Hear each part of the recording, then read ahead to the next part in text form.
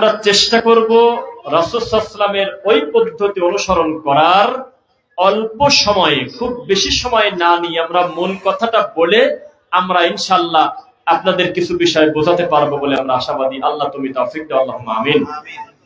একজন মানুষ মূর্তি পূজা করত, জিনা ব্যভিচার করত, দুনিয়ার পাপে নিমজ্জিত ছিল। হঠাৎ করে সে বলতেছে আশহাদু আল্লা ইলাহা ইল্লাল্লাহ ওয়া আন্না মুহাম্মাদুর রাসূলুল্লাহ। এই কথা বলে তিনি মুসলিম উম্মাহকে জানিয়ে দিলেন যে আমি শাহাদাতের বাক্য মেনে নিলাম, আর আমি মরা পর্যন্ত আমি এই পাপ আর দ্বিতীয়বার করব না। এভাবে তিনি ইস্তেগফার করলেন। এখন তার নাম আরবিতে কি বলবে?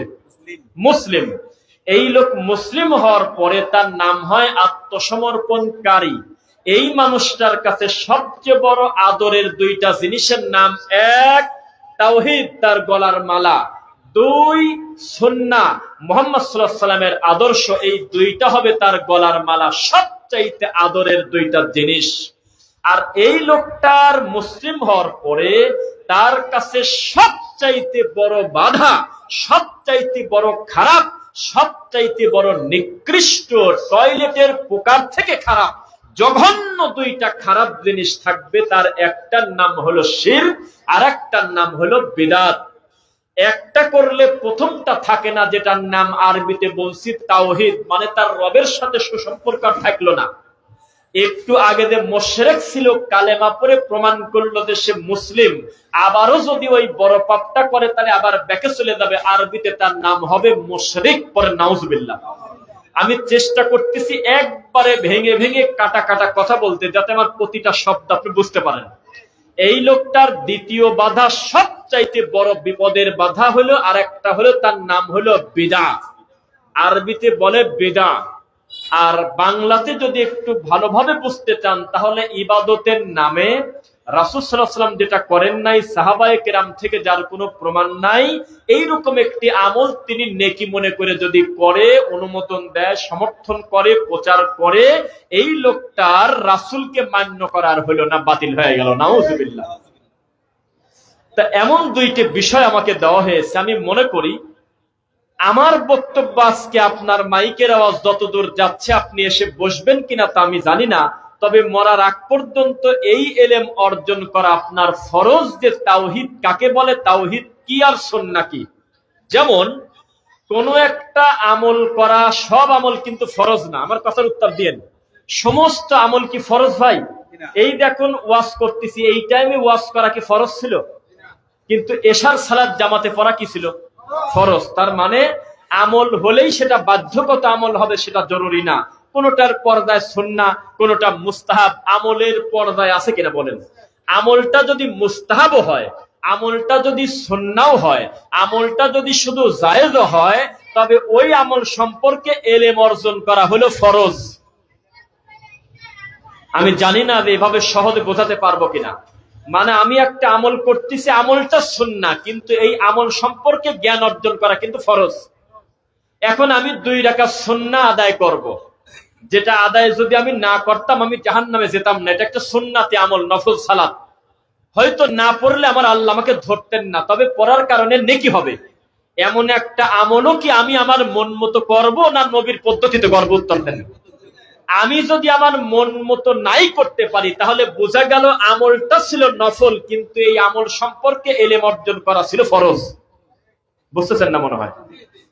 আচ্ছা, আপনাদেরকে বলি, রাসূল সাল্লাল্লাহু আলাইহি ওয়াসাল্লামকে অনুসরণ করা ছাড়া জান্নাতের কল্পনা করা কি যায়? একজন মানুষ বলতেছে আমি আমার আল্লাহকে মানি, আল্লাহর সব কথা আমি বিশ্বাস করি, আমি আমার রাসূলকে মানি না। সে কি মুসলিম না মুশরিক? সে কি কাফের না মুসলিম? কাফের। এখন একটা মানুষ স্বীকৃতি যখন দিয়ে দিয়েছে যে লা ইলাহা ইল্লাল্লাহ মুহাম্মাদুর রাসূলুল্লাহ, এই কথাটুকু যদি কেউ মুখ দিয়ে পড়ে ফেলে, এই মানুষটার জন্য আর নফল থাকে না, সুন্নাহ থাকে না। ও যদি বালেগ হয়, ও যদি সুস্থ মস্তিষ্কের হয়, তার উপরে আল্লাহ এবং তার রাসূল সম্পর্কে সঠিক ইলম অর্জন করা ফরজ না নফল? বলেন ফরজ। ও মুসলমান, ও কাঠখাল ইউনিয়নের ভাইরা, আল্লাহর এই জমিনে থেকে আল্লাহর তাওহীদ বুঝবেন না, শিরক কাকে বলে বুঝবেন না, বেদাত কাকে বলে বুঝবেন না, আপনার জীবন 16 আনা মিছে। আপনি মন্দিরে নারকেল ফাটান, আপনি দুর্গা পূজা করেন, আপনি শিয়া হন, আপনি অন্য ধর্ম পালন করেন, দুনিয়ার হাজার পাপে আপনি নিমজ্জিত, আমি সে কথা বলি নাই। তবে আপনি যদি একবার মুখ দিয়ে পড়েন যে আশহাদু আল্লা ইলাহা ইল্লাল্লাহ ওয়া আন্না মুহাম্মাদার রাসূলুল্লাহ, আমি আল্লাহ এবং তার রাসূলকে মেনে নেওয়ার আনুগত্য স্বীকার করলাম, এই কথা বলার পর মরা পর্যন্ত আপনি আপনার মন মতো চলতে পারবেন না। আল্লাহ এবং তার রাসূলের বিধানের বাইরে আপনি যাওয়ার সুযোগ নেই। ও মুসলমান, এই দেশের মানুষের কাছে সবচেয়ে বড় ভয়ের জিনিস যেটা, সেটা নিয়ে মানুষ আর কি ঠাট্টা করে। এই তো গত পরশুদিন একটা কুত্তার পা ভেঙে দিয়ে পা বেঁধে কুমিরের কাছে ছেড়ে দিয়েছে, কুমির খাচ্ছে, আর হাজার হাজার মানুষ দাঁড়িয়ে দাঁড়িয়ে তালি দিচ্ছে, কারণ তারা হলো মাজারের লোক, খান জাহান আলীর মাজার। এই জাতি কত বড় অমানুষ পশু, এবার আপনি বোঝেন এই জাতি শিরক কাকে বলে বোঝে না। ওই বাবার দরবারে মুরগি মানত করে রওনা দিয়েছে, খানজাহানের মাজারে মুরগি দেব, গরু দেব, ছাগল দেব। এই ছাগলটা মাজারের খাদেমের কোলে তুলে দিয়েছে। মাজারের খাদেম পানির উপরে একটু পর পর টাস টাস করে গুতা মারে, তখন দূর থেকে আস্তে আস্তে পানিতে ভেসে একটা কুমির চলে আসে, ছাগলটা কুমিরের পেটে দিয়ে দেয়। তখন এই পানি 3 নিঃশ্বাসে ওই যেই লোকটার বাচ্চা হয় না, মানত করেছে বাবার দরবারে ছাগল দেব, তখন একটু পানি খেয়ে উল্টা দিক হয়ে তখন বাসায় যাচ্ছে। হাজার হাজার মানুষ এই শিরককে আঞ্জাম দিচ্ছে, কোনো বাধা দেয় না। পাশেই মসজিদের ইমাম, তার কোনো মাথা ব্যথা নাই।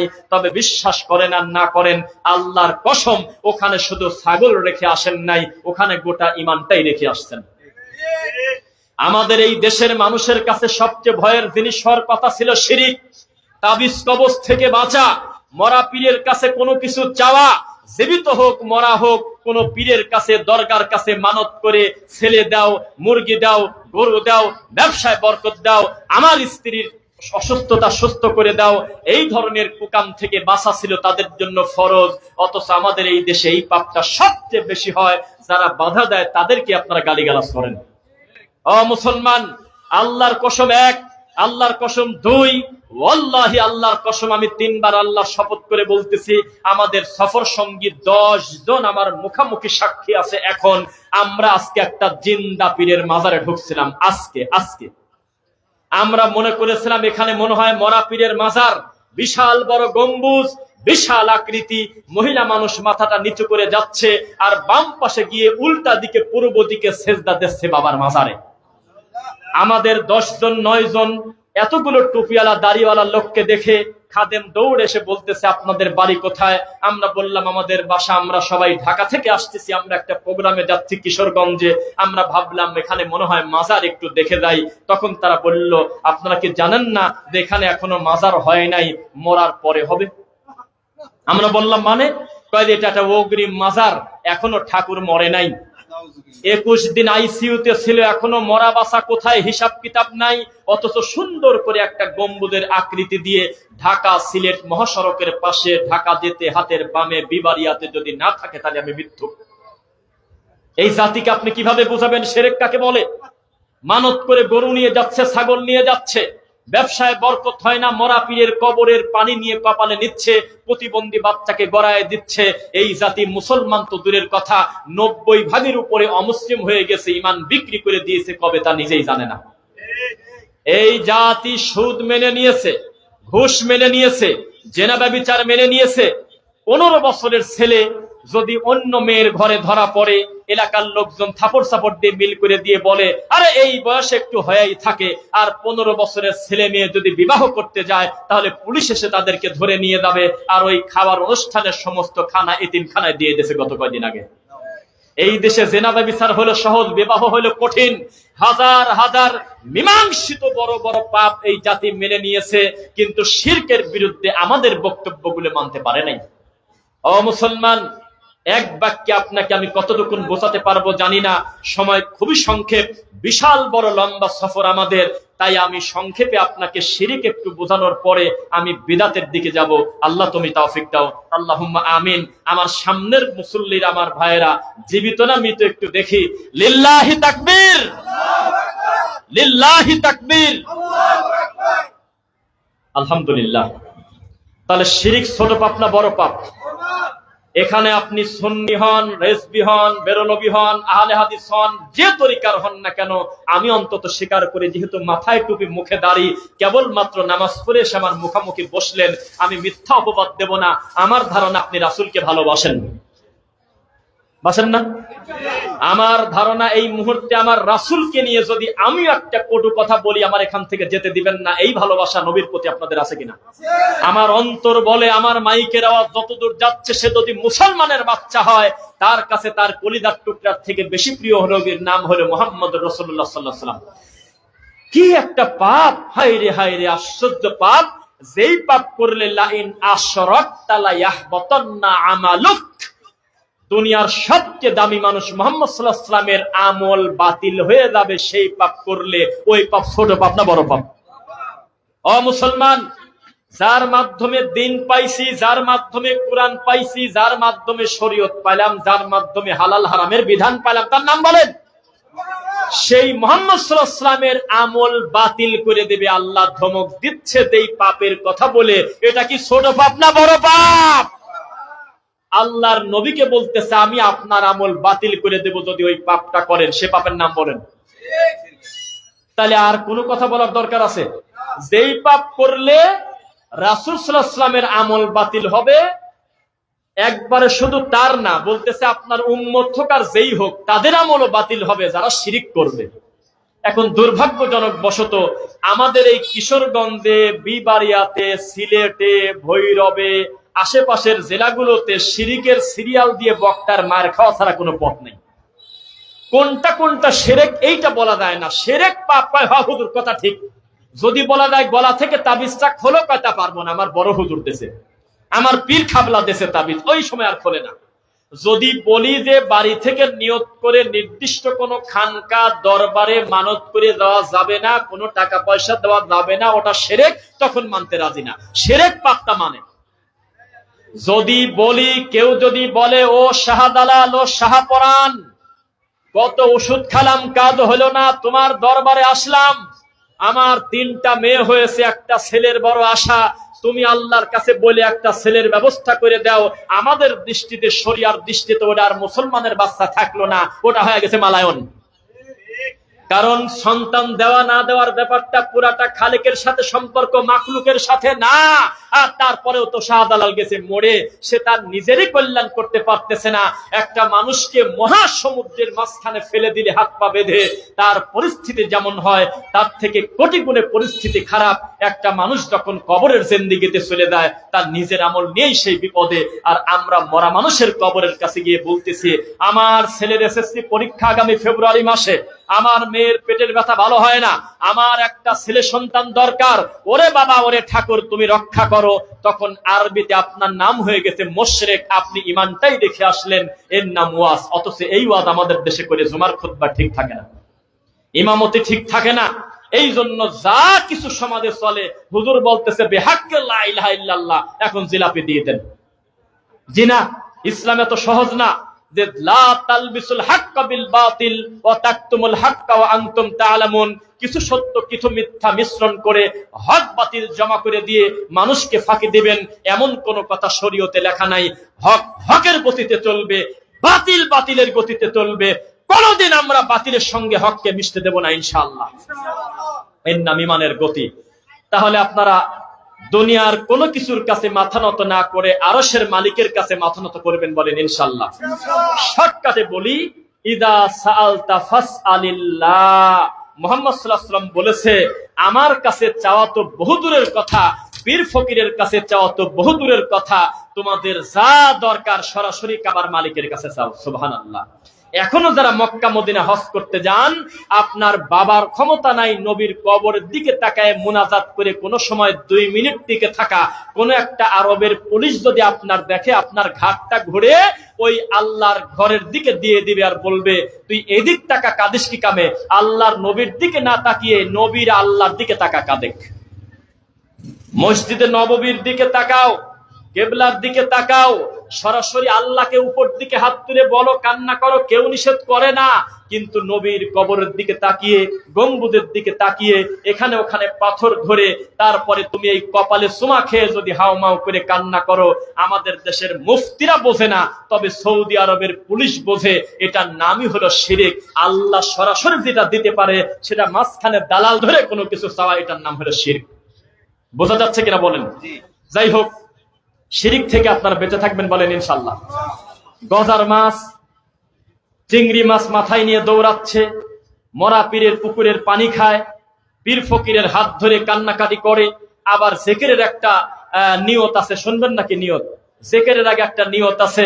আমি আমার কলবের দিকে মুতাজ্জিহা আছি, আমার কলব আমার মেজো হুজুর কেবলার কলবে, তার কলব তার দাদা হুজুর, তার কলব আব্দুল কাদের জিলানী, তার কলব আদম আলাইহিস সালাম, আদম আলাইহিস সালামের কলব আল্লাহর আরশে মাওলার দিকে দিয়ে এমন ভাবে চক্ষুটা বন্ধ করে এমন ভাবে বসে থাকো, পুল সিরাতের উপরে তোমার ডান পাশে জান্নাত, বাম পাশে জাহান্নাম, একটু নড়াচড়া করলে তুমি কিন্তু পড়ে যাবে। চোখটা বন্ধ করে বাম দুধের দিকে 2 আঙুল নিচে তুমি বলো, কট করে ওঠো ইল্লাল্লাহ।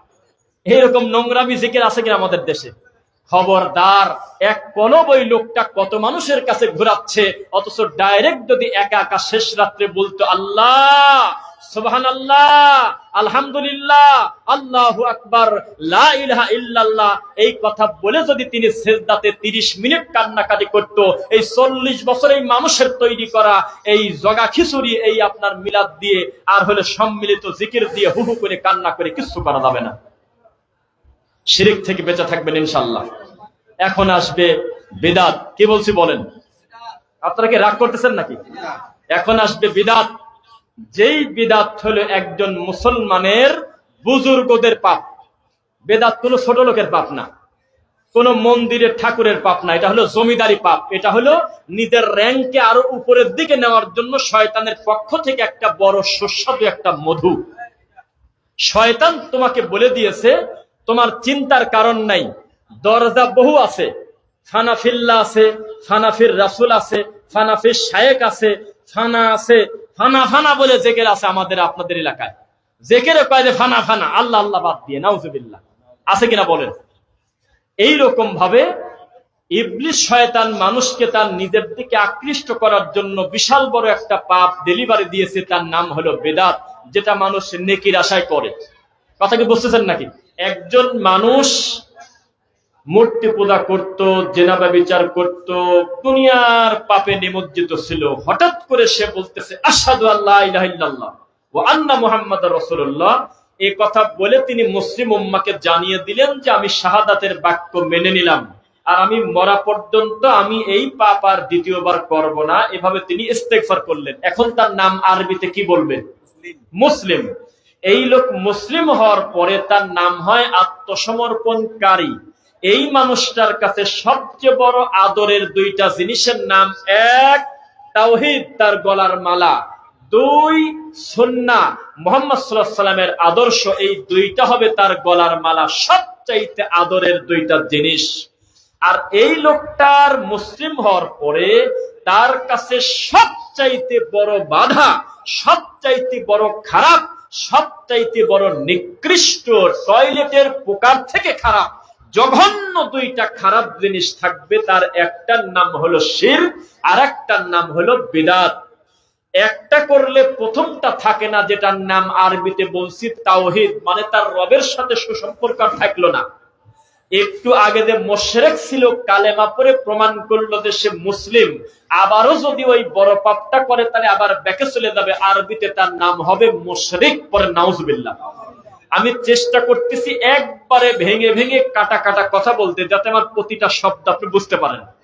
এই লোকটার দ্বিতীয় বাধা, সবচাইতে বড় বিপদের বাধা হলো, আর একটা হলো তার নাম হলো বিদআত।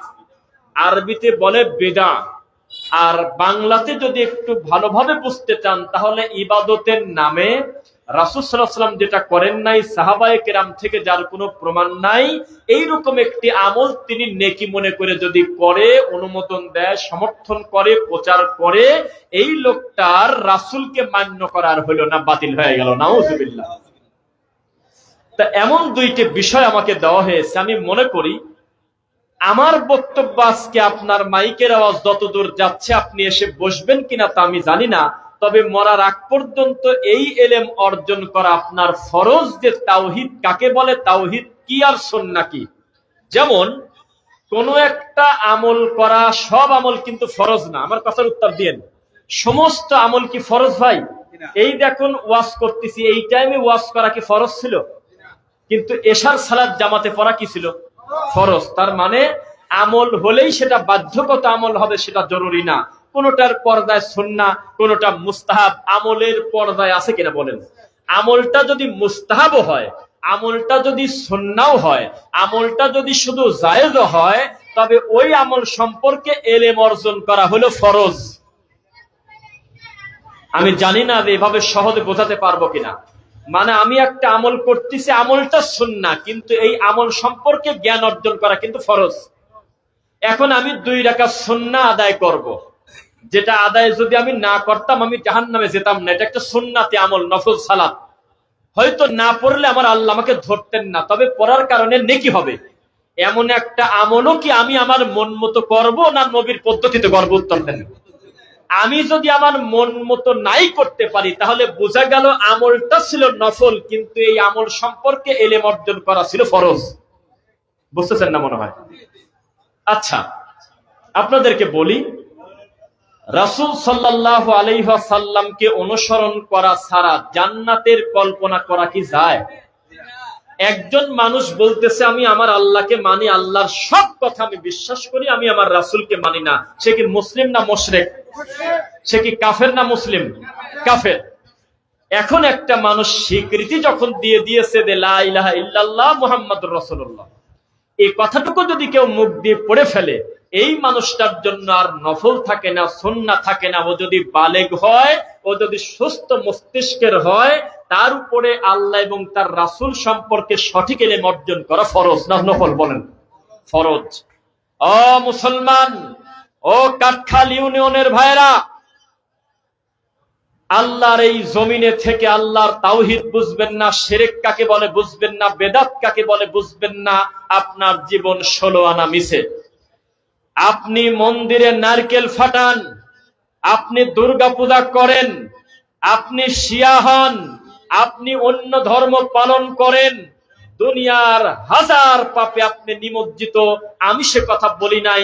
তবে আপনি যদি একবার মুখ দিয়ে পড়েন যে আশহাদু আল্লা ইলাহা ইল্লাল্লাহ ওয়া আন্না মুহাম্মাদার রাসূলুল্লাহ, আমি আল্লাহ এবং তার রাসূলকে মেনে নেওয়ার আনুগত্য স্বীকার করলাম, এই কথা বলার পর মরা পর্যন্ত আপনি আপনার মন মতো চলতে পারবেন না। আল্লাহ এবং তার রাসূলের বিধানের বাইরে আপনি যাওয়ার সুযোগ নেই। ও মুসলমান, এই দেশের মানুষের কাছে সবচেয়ে বড় ভয়ের জিনিস যেটা, সেটা নিয়ে মানুষ আর কি ঠাট্টা করে। এই তো গত পরশুদিন একটা কুত্তার পা ভেঙে দিয়ে পা বেঁধে কুমিরের কাছে ছেড়ে দিয়েছে, কুমির খাচ্ছে, আর হাজার হাজার মানুষ দাঁড়িয়ে দাঁড়িয়ে তালি দিচ্ছে, কারণ তারা হলো মাজারের লোক, খান জাহান আলীর মাজার। এই জাতি কত বড় অমানুষ পশু, এবার আপনি বোঝেন। এই জাতি শিরক কাকে বলে বোঝে না। ওই বাবার দরবারে মুরগি মানত করে রওনা দিয়েছে, খানজাহানের মাজারে মুরগি দেব, গরু দেব, ছাগল দেব। এই ছাগলটা মাজারের খাদেমের কোলে তুলে দিয়েছে। মাজারের খাদেম পানির উপরে একটু পর পর টাস টাস করে গুতা মারে, তখন দূর থেকে আস্তে আস্তে পানিতে ভেসে একটা কুমির চলে আসে, ছাগলটা কুমিরের পেটে দিয়ে দেয়। তখন এই পানি 3 নিঃশ্বাসে ওই যেই লোকটার বাচ্চা হয় না, মানত করেছে বাবার দরবারে ছাগল দেব, তখন একটু পানি খেয়ে উল্টা দিক হয়ে তখন বাসায় যাচ্ছে।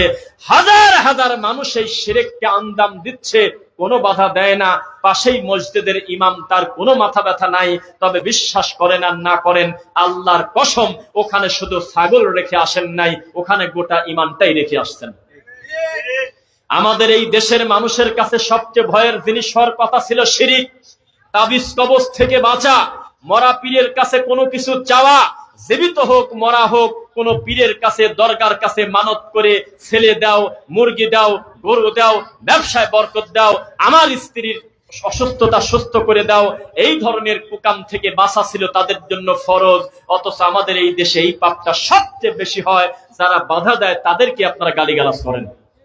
ও মুসলমান, আল্লাহর কসম এক, আল্লাহর কসম 2, ওয়াল্লাহি আল্লাহর কসম আমি 3 বার আল্লাহর শপথ করে বলতেছি, আমাদের সফর সঙ্গী 10 জন আমার মুখামুখি সাক্ষী আছে। এখন আমরা আজকে একটা জিন্দা পীরের মাজারে ঢুকছিলাম। আজকে আমরা মনে করেছিলাম এখানে মনে হয় মরা পীরের মাজার, বিশাল বড় গম্বুজ, বিশাল আকৃতি, মহিলা মানুষ মাথাটা নিচু করে যাচ্ছে, আর বাম পাশে গিয়ে উল্টা দিকে পূর্ব দিকে সেজদা দিচ্ছে বাবার মাজারে।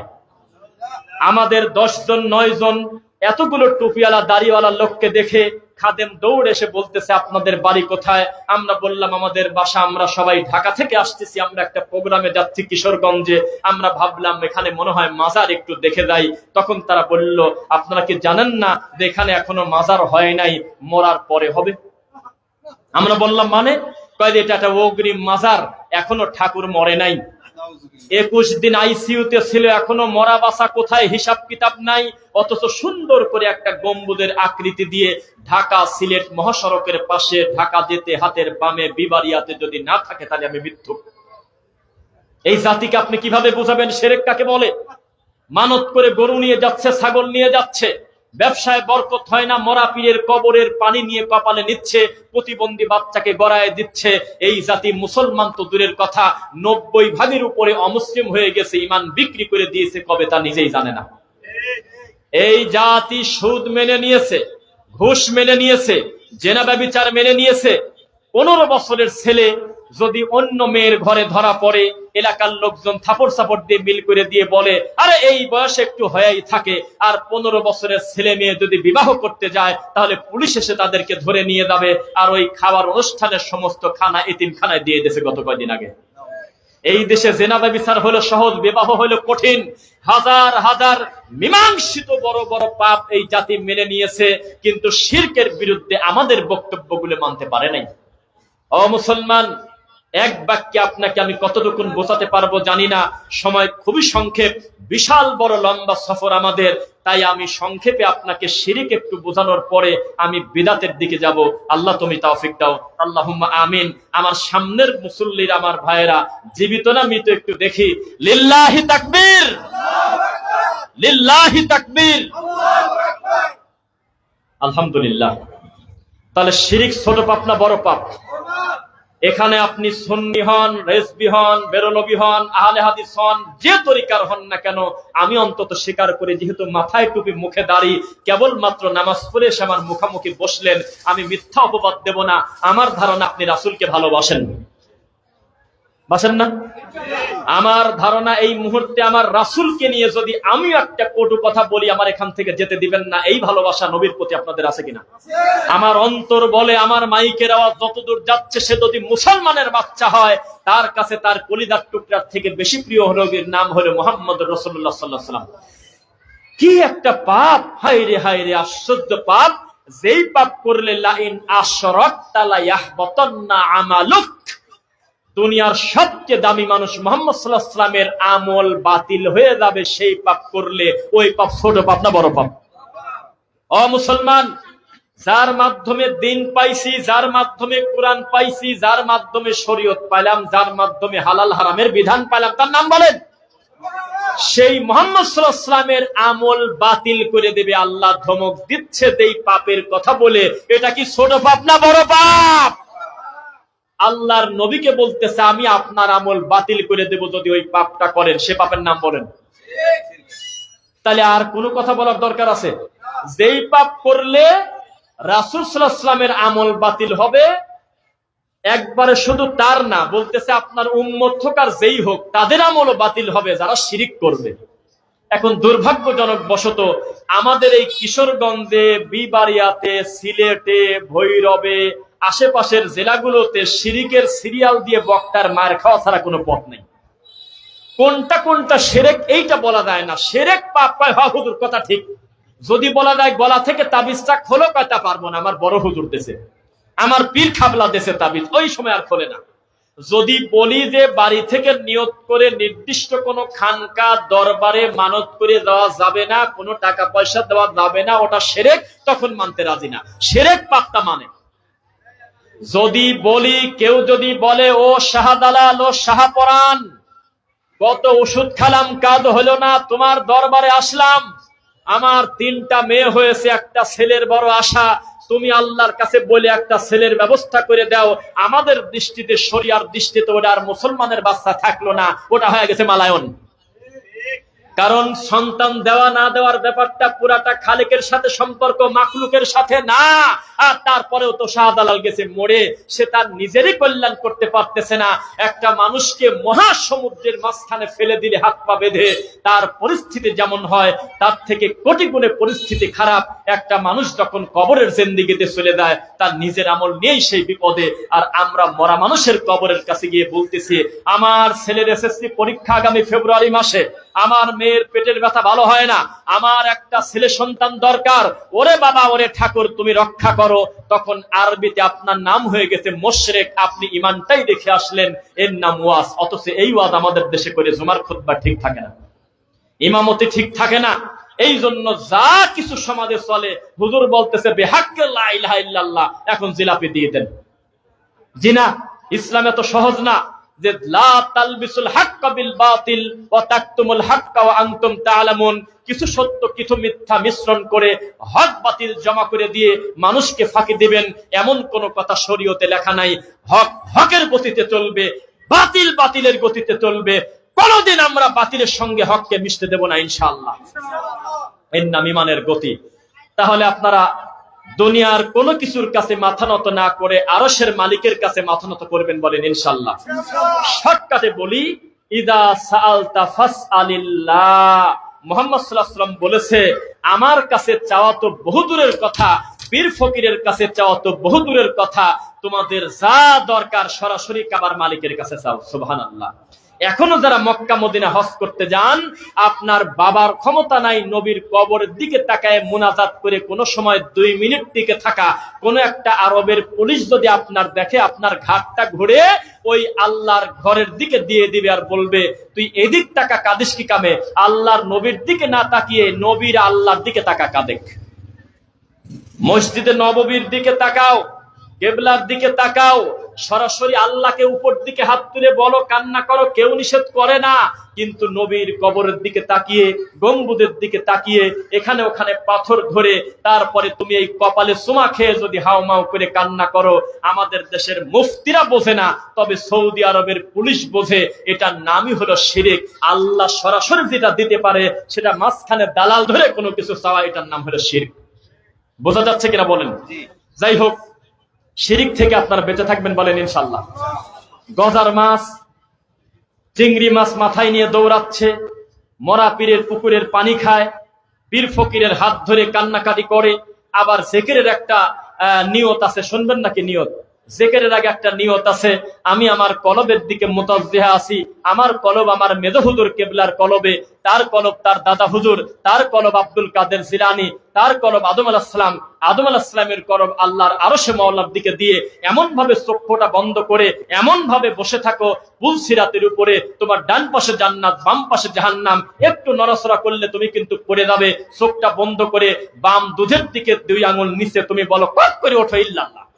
এরকম নোংরামি জিকির আছে কিনা আমাদের দেশে? খবরদার, এক কলব ওই লোকটা কত মানুষের কাছে ঘুরাচ্ছে, অথচ ডাইরেক্ট যদি একা একা শেষ রাত্রে বলতো আল্লাহ, সুবহানাল্লাহ, আলহামদুলিল্লাহ, আল্লাহু আকবার, লা ইলাহা ইল্লাল্লাহ, এই কথা বলে যদি তিনি সিজদাতে 30 মিনিট কান্নাকাটি করত, এই 40 বছর এই মানুষের তৈরি করা এই জগা খিচুড়ি, এই আপনার মিলাদ দিয়ে আর হলে সম্মিলিত জিকির দিয়ে হুহু করে কান্না করে কিছু করা যাবে না। শিরিক থেকে বেঁচে থাকবেন ইনশাআল্লাহ। এখন আসবে বিদআত। কি বলছি বলেন? আপনারা কি রাগ করতেছেন নাকি? এখন আসবে বিদআত। যেই বিদআত হলো একজন মুসলমানের বুজুর্গদের পাপ। বিদআত কোনো ছোট লোকের পাপ না, কোন মন্দিরের ঠাকুরের পাপ না, এটা হলো জমিদারি পাপ। এটা হলো নিজের র্যাঙ্কে আরো উপরের দিকে নেওয়ার জন্য শয়তানের পক্ষ থেকে একটা বড় সুস্বাদু একটা মধু। শয়তান তোমাকে বলে দিয়েছে তোমার চিন্তার কারণ নাই, দরজা বহু আছে, ফানাফিল্লাহ আছে, ফানাফির রাসূল আছে, ফানাফির শায়েখ আছে, ফানা আছে, ফানা ফানা বলে জিকির আছে আমাদের আপনাদের এলাকায়। জিকিরে কয় যে ফানা ফানা, আল্লাহ আল্লাহ বাদ দিয়ে, নাউজুবিল্লাহ। আছে কিনা বলেন? এই রকম ভাবে ইবলিস শয়তান মানুষকে তার নিজের দিকে আকৃষ্ট করার জন্য বিশাল বড় একটা পাপ ডেলিভারি দিয়েছে, তার নাম হলো বেদাত, যেটা মানুষ নেকির আশায় করে। কথা কি বুঝতেছেন নাকি?